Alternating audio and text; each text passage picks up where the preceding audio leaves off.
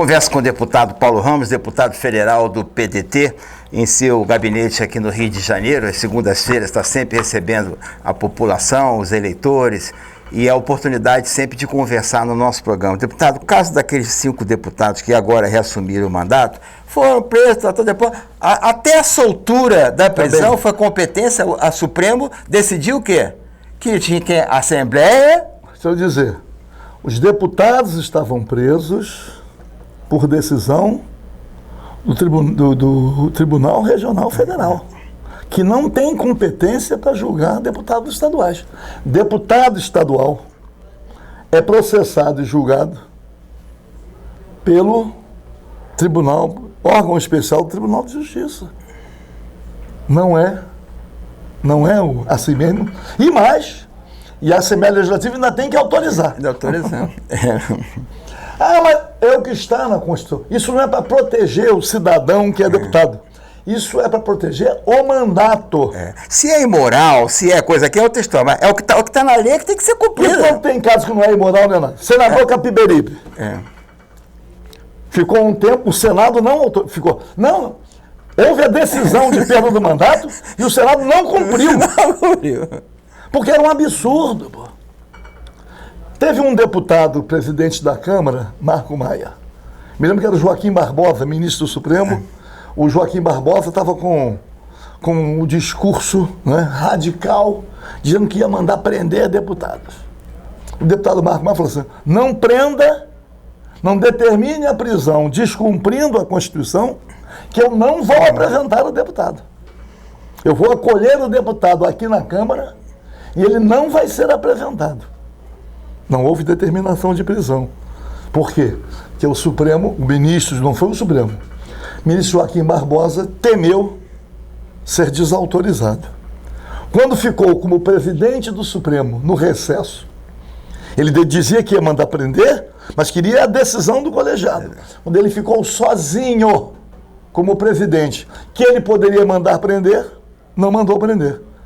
Porque teve certeza de que seria desautorizado. E foi por isso que pediu aposentadoria. Foi esta a razão dele pedir aposentadoria antes de chegar na idade limite. De qualquer maneira, embora paralelamente seja um tema pouco permeável na sociedade, há pouco tempo atrás, não tem muito tempo, ainda paira sobre o presidente da República a acusação de golpismo. Paira sobre o presidente da República, Jair Bolsonaro. Queria fechar o Supremo, fechar o Congresso Nacional, seus apoiadores iam para a rua, ministros falaram, aí 5, uma canetada. Impeachment, então? Aí, olha só,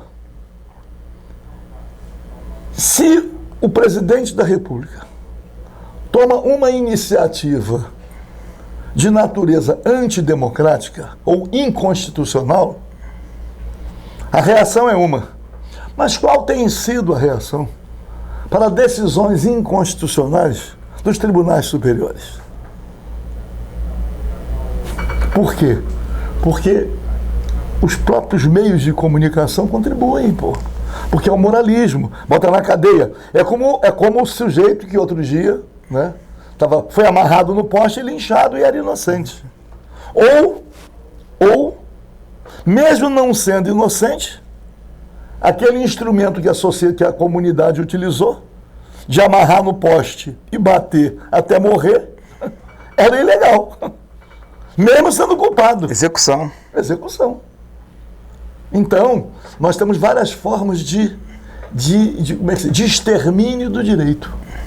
Isso tem acontecido entre nós cotidianamente. Além do vai e vem. E decisões monocráticas. E decisões do colegiado. Imaginar o Supremo Tribunal Federal decidiu várias questões pelo placar de 6-5. Qual é a segurança jurídica que isto cria? Agora mesmo, o ministro Celso Mello vai se aposentar, ainda até o final do ano. Novembro. E estão preocupados, discutindo a indicação que será feita pelo presidente Jair Bolsonaro, que, de acordo com quem ele indicar e do pensamento, dos critérios, pode modificar a decisão. Altera decisões. Não, e outra só, a invasão de competência, você viu aqui o caso do Supremo, no caso da indicação do presidente da República, que é ele que indica a Polícia Federal, aí vai te dar, não pode, esse não pode por quê? O cara não foi condenado, não responde nada, não sei o que. E aí é outra discussão. É outra discussão. Da competência. Da competência. Então, agora mesmo está dizendo assim, eu estava lendo no jornal, que no caso da Assembleia Legislativa, a destinação de recursos, não, os deputados estavam indicando gente para trabalhar na OS, trabalhar, tá bem. Não é, como é que se diz? Existe uma coisa que é a vida. Você está aqui, no meu escritório. Eu tenho dezenas de currículos aqui. O maior pedido que a gente recebe é pedido de emprego. O desemprego existe e as pessoas... Quem é da base do governo terceirizou tudo. Se porventura, o Estado, genericamente falando, não transferisse suas responsabilidades públicas para a iniciativa privada e cumprisse a Constituição, todos seriam servidores de carreira, concursados, estatutários, com plano de cargos, carreiras e salários, o que não tem o servidor estadual da saúde, sofrido aí, enfrentando a pandemia, se contaminando, vários aposentados se apresentando voluntariamente para trabalhar, e não tem plano de cargo, carreira e salários.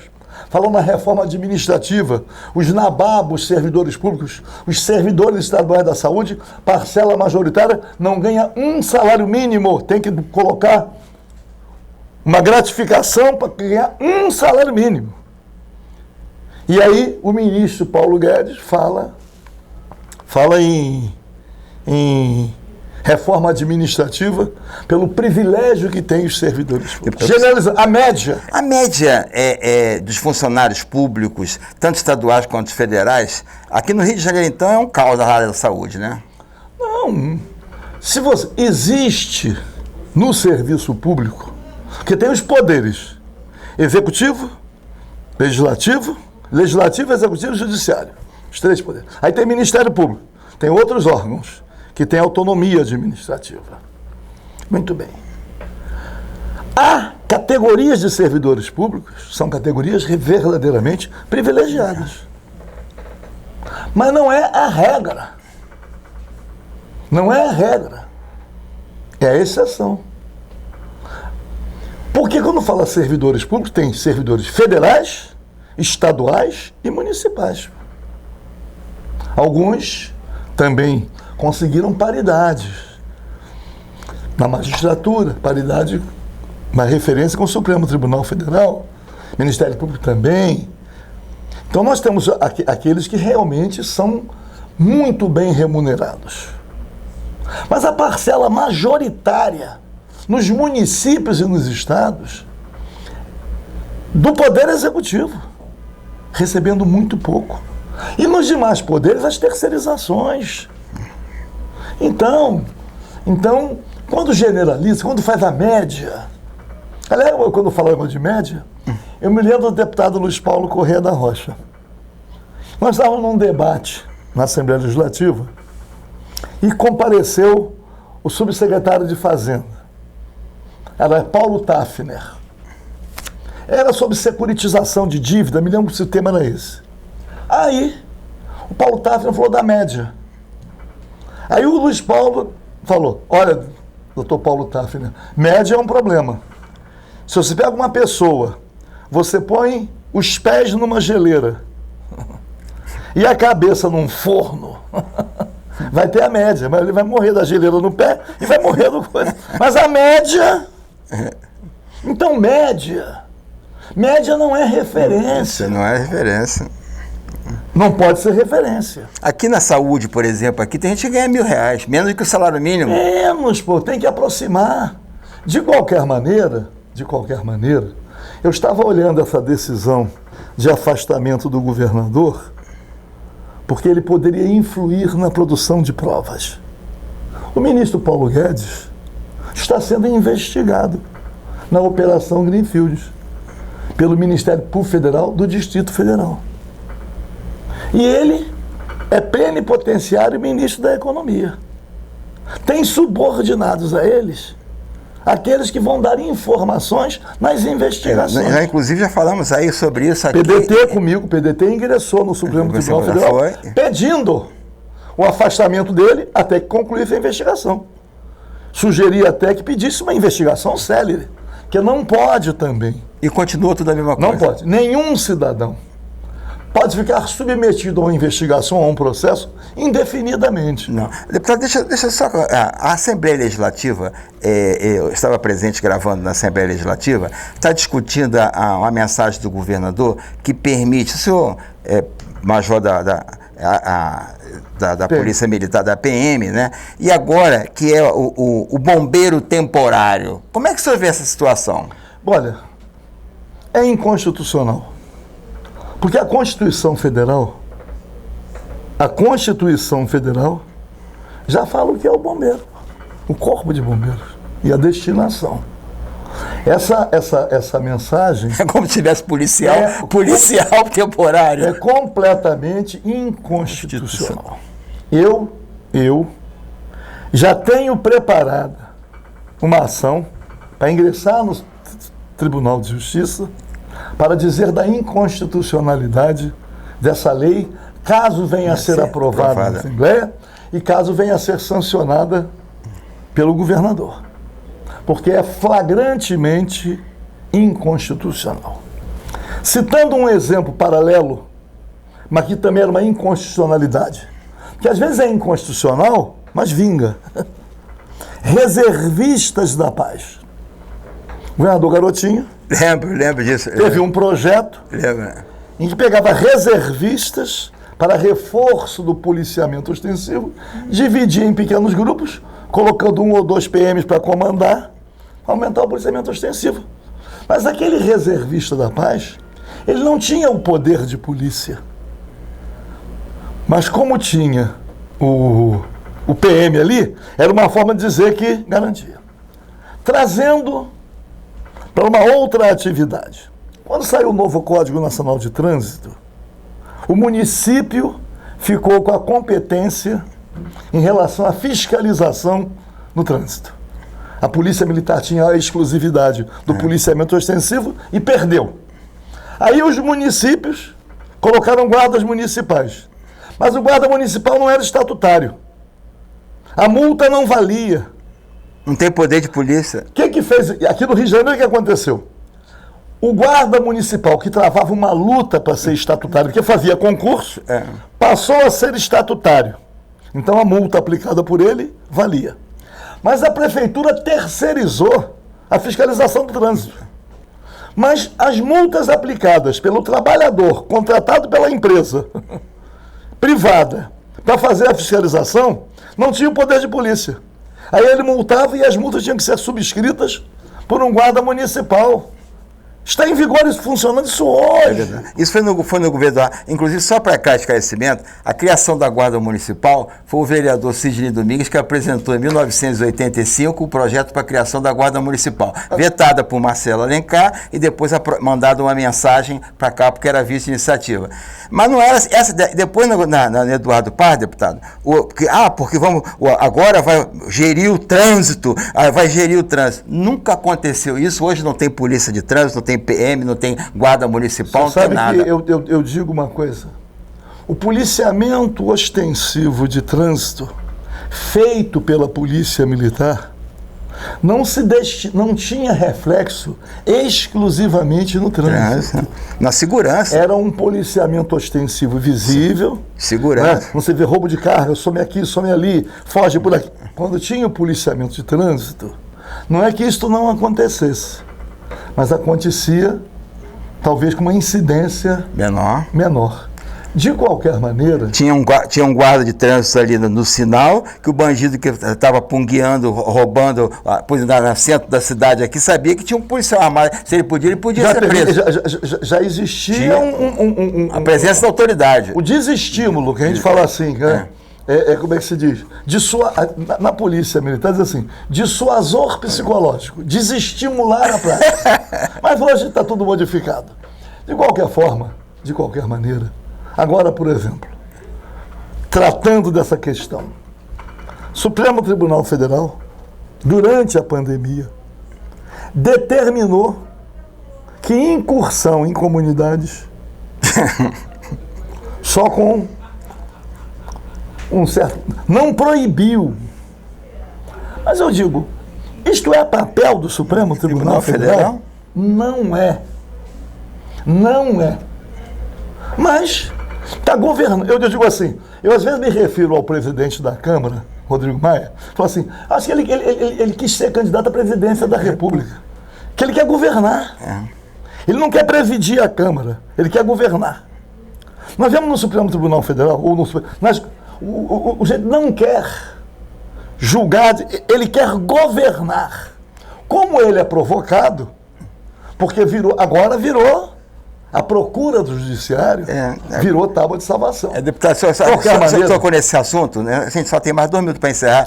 Aqui na Mineira, por exemplo, aqui as 2 facções brigando essa semana aqui, trocando tiro e o povo morrendo lá, e aí tem uma decisão do coisa que a polícia não pode subir. Deixa eu dizer uma coisa. Deixa eu trazer para a minha posição. Eu entendo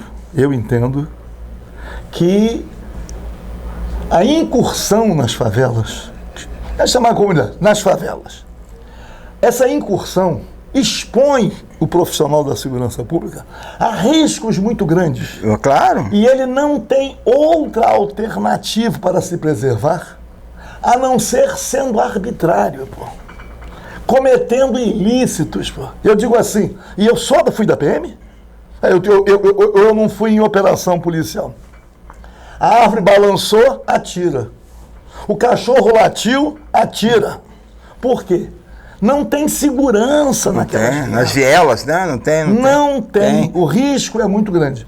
E aí, ainda há aqueles que, paralelamente, se sentem encorajados e entendem que têm direito à prática de arbitrariedade mesmo. É verdade. Aquele é o inimigo, é o elemento propulsor da criminalidade que tem que ser eliminado. Então, a decisão do Supremo, nos moldes em que ela se deu, a decisão, não a legitimidade da decisão, a apreciação daquele mérito, nos termos em que ele está redigido, aquilo me contempla. Mesmo em momentos que não são de pandemia, Porque não pode, tem que ter cuidado. Porque expõe principalmente também, expõe a comunidade, balas perdidas aqui, balas perdidas ali, mas os profissionais da segurança pública também vão ficando enlutados, e esse conflito, de qualquer maneira, nós demos muita volta, vamos aguardar os acontecimentos, mas vivemos uma completa instabilidade institucional. Os órgãos encarregados de decidir estão fazendo incursões inconstitucionais, exacerbando, exagerando, interferindo em questões que não são de sua competência. Eu vou copiar uma frase, mas vou mudar os termos aqui. Constituição acima de tudo e Deus acima de todos. Todos juraram cumprir e fazer cumprir com a mão em cima. Constituição. Aliás, só quem não jurou foi o José Sarney. No dia da promulgação da Constituição, eu estava lá como constituinte, velho Ulisses Guimarães, né, fez aquele belo discurso defendendo a Constituição. O Sarney tinha dito que a Constituição ia fazer com que o país ficasse ingovernável. Velho Ulisses disse que a Constituição era guardiã da governabilidade. Odiava a ditadura, tinha nojo de ditadura. É só olhar o filme. O presidente José Sarney, quando foi jurar, a mão não ficava no alto, tremia, ele não conseguia jurar a Constituição. De qualquer maneira, daqui, a pandemia está aí, a nossa solidariedade às famílias, aqueles que estão adoecendo, os profissionais que estão na linha de frente, aqueles que estão tendo necessidade de trabalhar ainda, mesmo com todos os riscos. Um abraço a todos, a luta continua. Vamos acreditar que que o nosso país tem saída e o povo merece. É verdade. Conversei com o deputado federal Paulo Ramos, é sempre muito interessante a entrevista. Muito obrigado a você que assiste nosso programa nos canais 25 e 525 simultâneo na NET, na TV Max. E para quem não é assinante, em todo o Brasil e no mundo, www.tvmaxrio.com, você acessa até pelo celular ou pode baixar também o aplicativo da TV Max. Daqui a pouco a gente volta, tem mais programa.